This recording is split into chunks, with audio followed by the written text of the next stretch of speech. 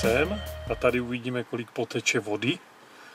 Takže buď to budeme spat někde před tím potůčkem, nebo to ještě přelezeme a vylezeme kousek do svahu. Tak a hurá na Ben Louis. Ready? Ready? Jo. Tak jak to jde zatím? Dobře. Nám větřík fouká dozad, tak se dobře šlape, že jo?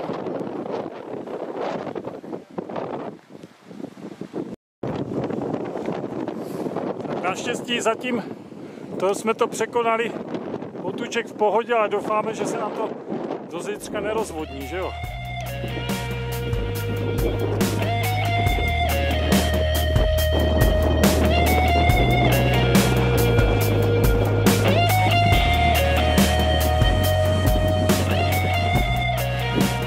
To už budujeme stan. Já už pomagałem. I wszystko, že začíná robiť živno, bo tylko stojíme. Tak Jakub prohlásil, že nahory jezdí přesně tady pro tu chvilku. Přežírání se digestivkama. No a tatínek, tak ten jezdí na hory jenom kvůli tomu, aby si mohl dávat tady takový perfektní sírový cheese strings, nebo co to je? Cheese strings. Doufujeme, že opravdu přestane zítra foukat tak, jak dneska.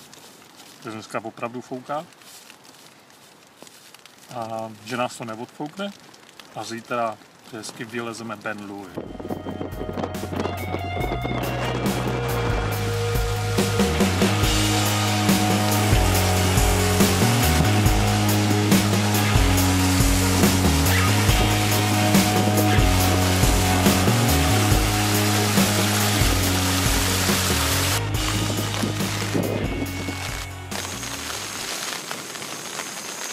A dobré ránko, Jakube. Skotská, horská i velká. Vůbec není slyšet žádný dech. Ani vítr. Ale tady se nám vaří super snídaně.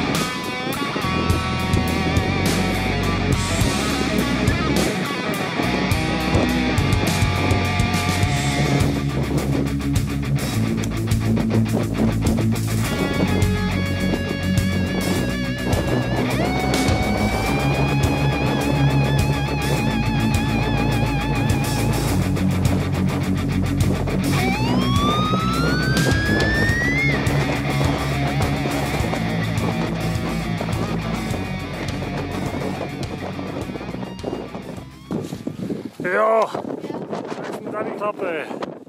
Já, gratulace. Ben Louis. Jakub first pro winter climb.